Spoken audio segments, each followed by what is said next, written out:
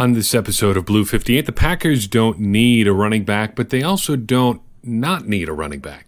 So how do you find value at one of the NFL's least valuable positions? That's the challenge the Packers face in this year's draft. Blue 58! Hello and welcome to another episode of Blue 58, the one and only podcast at thepowersweep.com. I'm your host, Jon Meerdink. Happy to be with you here for another draft preview episode. Today, as you might have guessed, we're talking about running backs. Running backs are a lot of fun. It's fun to dig into stuff, to watch these highlight tapes, to really look back through the history of some of these guys, because when you look at positions like running back or wide receiver, or even defensive back, you find some wild stuff. One thing I like to do is look at the profiles that each of these guys have on their various colleges' athletic department websites. And usually most of them have a section about what these guys did back in high school and some of their exploits and you know, who their high school coach was and stuff like that. And you find some really wild stuff at these positions because generally speaking, your running backs, your wide receivers, your defensive backs, even quarterbacks sometimes are the most athletic guys on the field. And a lot of times they end up playing running back or wide receiver because they're just so much more athletically and physically developed than their competitors that their coaches just put them there and say, just dominate physically. So you'll see stuff like, you know, so-and-so ran for 750 yards and 13 touchdowns in his homecoming game in his senior year, or something like that. Just wild numbers. And the more obscure the player, sometimes it seems like the more obscure those numbers get, and it's a lot of fun. The problem is, and I think everybody who talks about the NFL and writes about the NFL has kind of realized this, running backs as individuals kind of matter less than ever. You still need to have a good one, but who it is matters less and less. It's more about just getting the production that you need out of the position. We saw that in the Rams playoff run. They've got the former decorated college star in Todd Gurley, one of the highest paid, I think he actually is the highest paid running back in the NFL, right up there at the top. You know, chiseled, the highlight reel runs, the highlight reel catches. He can do it all, but he gets a little bit dinged up, and suddenly he's on the bench. But the Rams just keep right on ticking with C.J. Anderson, the polar opposite of Todd Gurley. Where Gurley looks the part of a running back, C.J. Anderson looks the part of a former running back. A little bit pudgy, I think even C.J. Anderson would admit, and really just not what you would think of as a prototypical high-end NFL running back. But because he could execute what the Rams needed him to do, they were productive. That's kind of where the NFL is at league-wide with the position. The physical characteristics matter, but they kind of don't matter. The individual players matter, but also they kind of don't. You really just need to find the guys who will help you execute your vision. And the vision is what's important for the Packers this year more than most. The Packers are implementing a new offensive system this year. You may have heard. So a few things have been going on with the Packers over the last few months. One of those is that they have a new coach who's going to be using a different running scheme than they've used before. When Mike McCarthy first came to the Packers, he was a very zone blocking heavy offense guy. He kind of got away from that a little bit over the duration of his tenure in Green Bay, but now Matt LaFleur is going to be a lot more zone heavy, and we've talked about that, exactly what that means in the past. Basically, it means that all of your offensive linemen are working together to block people in an area rather than specific players. And you need running backs who are able to work off of that, to anticipate where holes are going to open up and cut into them rather than run directly to them.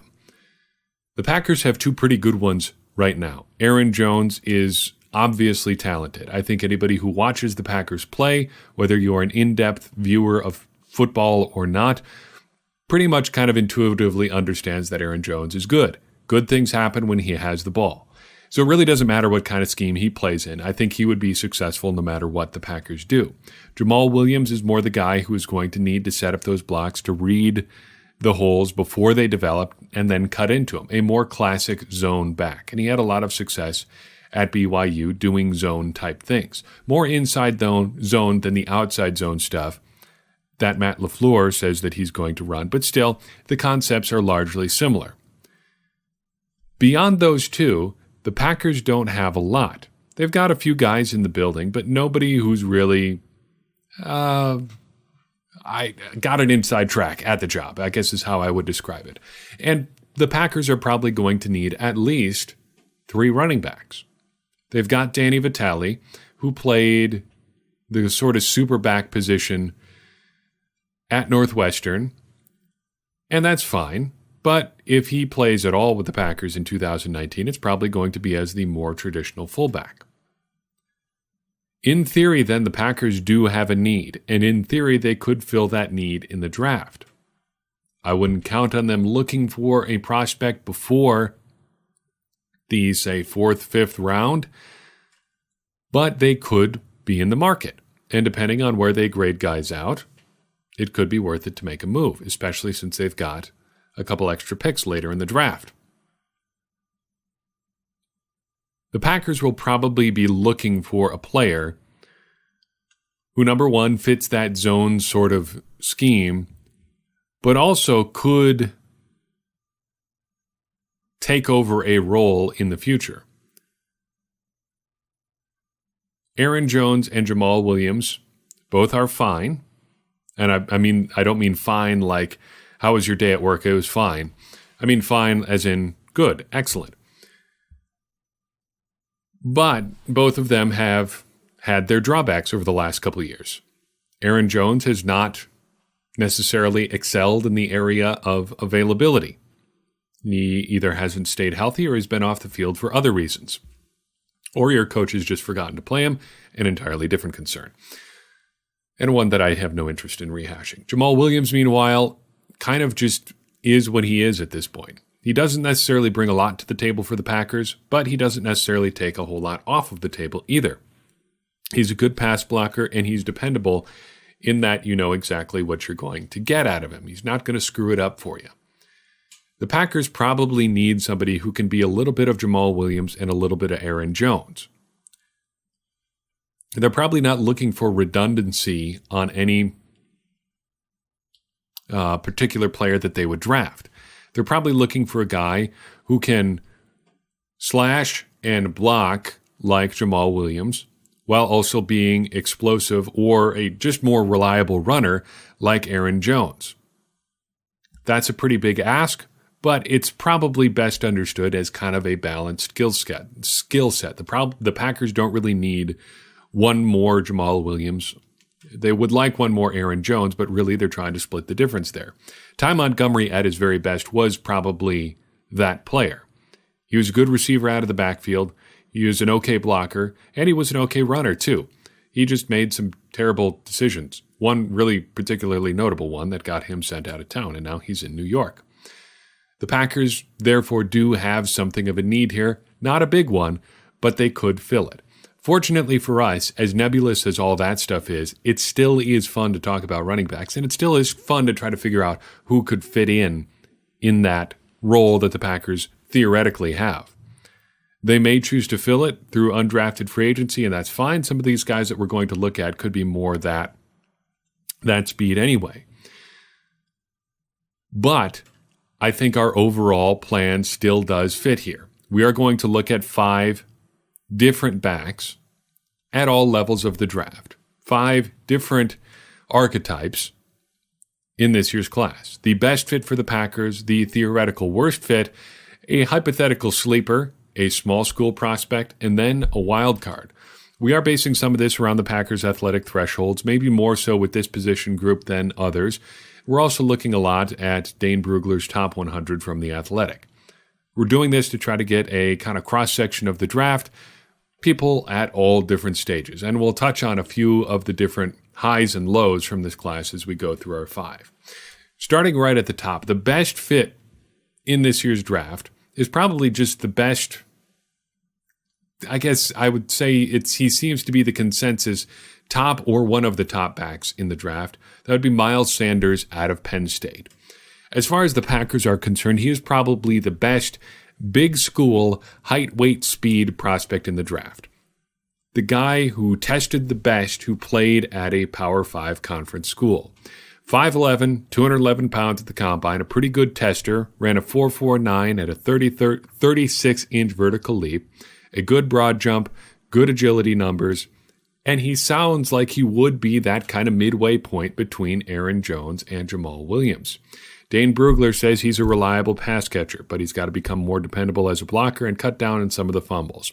Not necessarily a sudden athlete on the field, but overall, he gets the job done. Lance Zierlein for NFL.com says he is more skilled than explosive, but has the size and the talent to develop into a future starter with every down potential. I take issue with the characterization that he is necessarily a good receiver. He may be, but we just didn't see a lot of it. He only had 32 catches over 3 years at Penn State. Admittedly, he didn't play a whole lot. They did have one fairly notable player taking up a lot of snaps ahead of him in Saquon Barkley, but still, you'd think you'd get more than 32 opportunities. Even when he wasn't catching the ball, he just wasn't super productive. He either wasn't catching it or just wasn't getting the ball thrown to him, because Pro Football Focus said he averaged just 0.49 yards per route run for his career. Maybe not the hugest upside as a receiver, but maybe he could do a little bit better if he just got the ball a little bit more.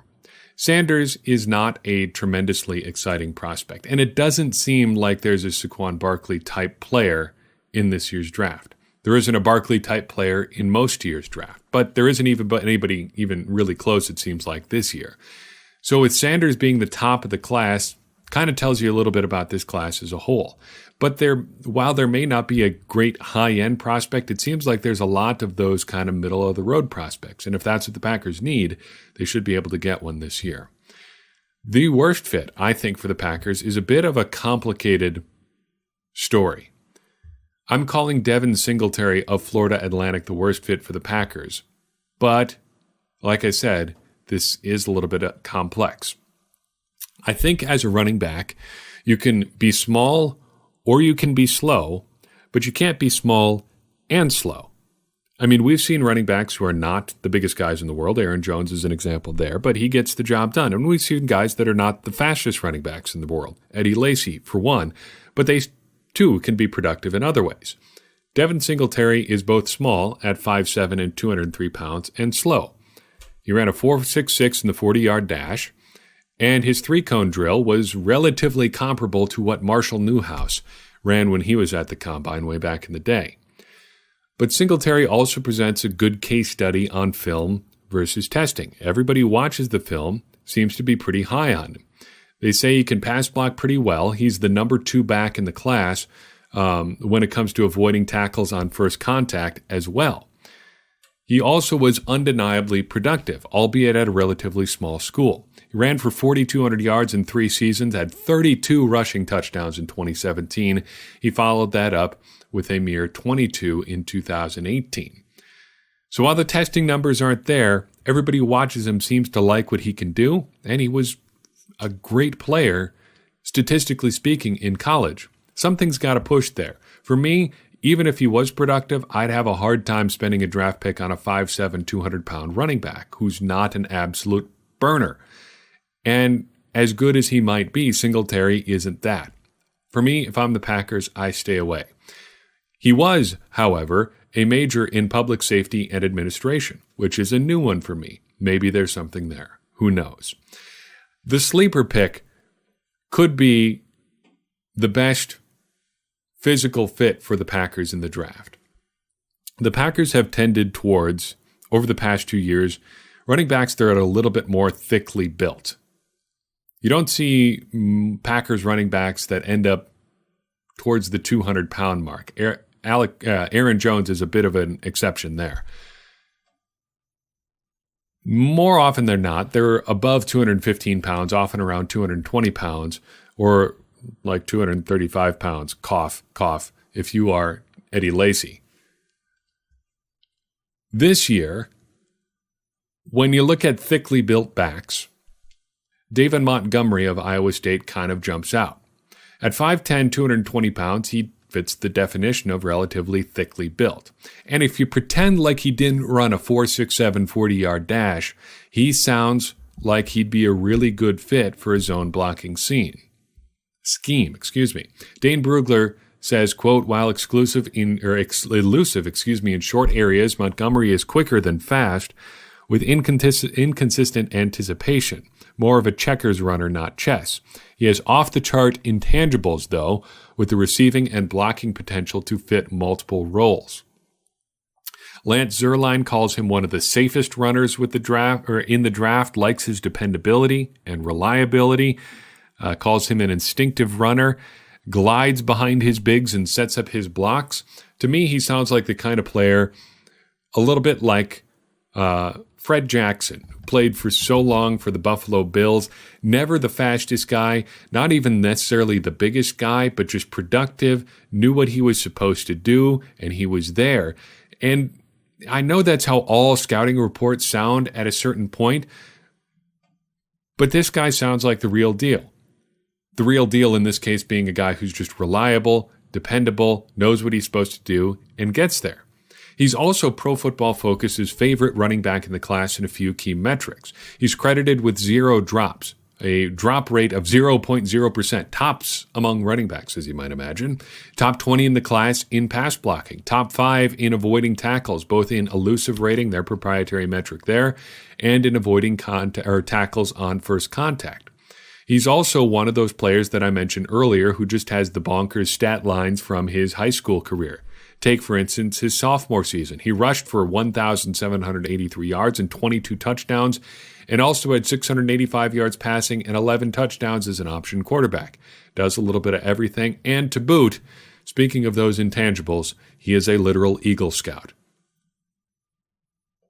The Boy Scouts may not be the stereotypical all-American bastion of wholesome whatever dependability that they once were. If you had told me today that, the Boy Scouts haven't been around actually for 5 years, I wouldn't have really been able to counter that. They're not what they once were, but still, being an Eagle Scout offers up some sort of stereotypical wholesomeness that is just kind of irresistible in a good way. If you had the chance to have more Eagle Scouts or fewer Eagle Scouts on your football team, I think you would prefer the more Eagle Scouts kind of option.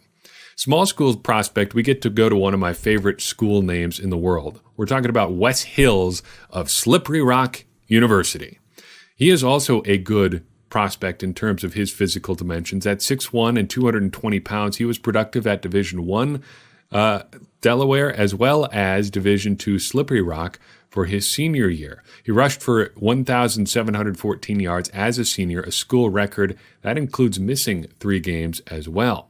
He's also a great track and field athlete in high school, had school records in the triple jump and 400 meters and all conference in both of those events as well. He was the MVP of the NFLPA's Collegiate Bowl, which is a Division II All-Star game. Testing numbers on Hills are kind of hard to find. Did find one that had him at 4.57 in the 40. Not the most reputable number there, so I wouldn't put a whole lot of stock into it, but still 4.57, not super great.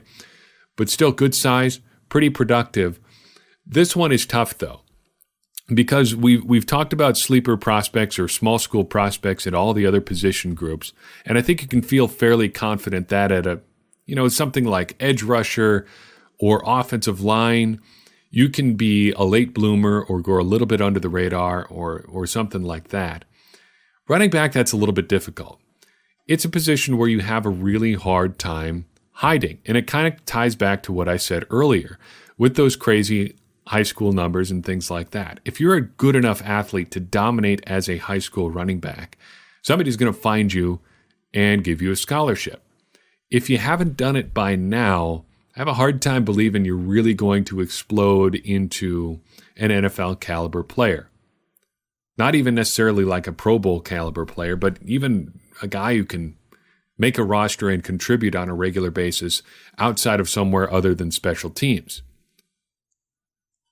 I have a hard time, the hardest time, I would say, out of all the small school prospects we've talked about, really giving a whole lot of credence to anybody at running back. I just don't think that you can really make the jump, because if you could, you might have done it by now. Let's finish up with the wild card here. My wild card in this year's NFL draft at running back is Darrell Henderson out of Memphis. He might be the most well-rounded back in the draft, at least according to Pro Football Focus. They've got him rated either top or nearly at the top in almost all of their running back-related metrics. He's one of their most elusive backs in the class. He's a very good pass catcher, a reliable pass blocker, and he has just gotten it done. He's been very productive as well. Dane Brugler's pretty high on him. He says Henderson faces a significant jump in difficulty level going from AAC defenses to the NFL, but his combination of balance, agility, and run instincts help him gravitate towards space, projecting best in, you guessed it, a zone-heavy scheme. So what's the catch here? What makes him a wild card? Well, he's pretty small, about 5'8.5", and 208 pounds. He's even smaller than Aaron Jones and not quite as fast either. Did not test particularly well, Mr. Henderson. But still, like a couple of the other guys on this list, despite his poor testing numbers, despite his less than ideal build in some ways, he was really productive. And if he figured out a way to get it done in college, he might be able to do the same in the NFL, especially if he plays in a scheme that plays well to his strengths. So what should the Packers do here? Do they pick any of these guys? Well, a few of them seem really to be good fits for that like fourth to sixth round kind of range. And if the Packers are indeed confident that they can get value in that range, one of these guys, maybe a Henderson, maybe a Montgomery, would be a good fit. I wouldn't look to them to really push hard after a running back, but if somebody comes to them, I think they'd be more than happy to just check that one off their list. If you can get that position taken care of, if you can get a guy you like right now, why not take him? That maybe is the best way forward. I know running backs are not as valuable as they used to be, probably as low valued as they've ever been, but you do still need some. And if you could get one that you like right now, you might as well get it. You don't have to overthink it. You don't have to play the metrics on everything. And besides, after the fourth round, this thing's pretty much a crapshoot anyway. Maybe even after the third round, maybe even after the second round. You might as well take a flyer on a guy that you like. I'd rather have you draft guys that you like because you like them than try to fit something into some analytics-driven thing just because that's what the numbers say. That's not to say analytics are bad. We've pushed a lot of analytics-related stuff. But at a certain point, you just got to get the guys that you like and make sure that you're taking them for good reasons. And needing a third running back is as good a reason as any once you get late into the draft. While I've got you here, I have neglected to mention something very important. We received a whopping total of 1 email in the last month or so asking us why our podcast is not on Spotify. And as you may have seen on thepowersweep.com, Blue 58 is now streaming on Spotify. We launched this here podcast in June of 2016, and we have finally joined Spotify as of mid-March or so. We've kind of done a soft launch with this, try to make sure that we get all the feeds figured out and stuff like that, but as of today, you can now subscribe to Blue 58 on Spotify. And if that is where you would like to listen to this show, you now have that option. We want to make it as easy as we can for you to listen to this show. We think it's worth your time. And, now it's easier than ever for you to spend some of your time with us. What's more, you also have the option of listening to these podcasts on YouTube. We now upload every one of our episodes of Blue 58 to YouTube. You can subscribe there, watch it there on your desktop computer or mobile device if that's what's easiest for you, and you can check out our stuff there. We're also trying to dabble into a little bit of video content there, so maybe check out the Blue 58 and the Power Sweep page on YouTube. Just search the Power Sweep. We're up there under a couple of videos of Vince Lombardi, and we will climb up that search ranking in the near future. Also, you may listen, if you so choose, to Blue 58 on SoundCloud. We will have episodes up there on kind of a rotating basis. There are some limits on the amount of stuff that you can put on a free SoundCloud account. And since that's not our primary way for distributing these episodes, we're not going to spring for the extra bonus, whatever account, whatever they call it. We're not going to spring for that. That's just not a good fit for us right now. But if you do like listening on SoundCloud, you will have an option of listening to this show there on a semi-limited basis, but still it's going to be there for you. And as always, the show is available on almost every other major podcast service that's out there. Apple Podcasts, Google Podcast. I use an app called Overcast. It's great. It's available there as well, though I don't spend a ton of time listening to my own show. The point is, wherever you get your podcasts, Blue 58 is almost certainly there. And that includes Spotify, YouTube, and SoundCloud now. And we want to make sure that you can get this show into your ears and in some ways into your eyes as well, because we think it's worth your time.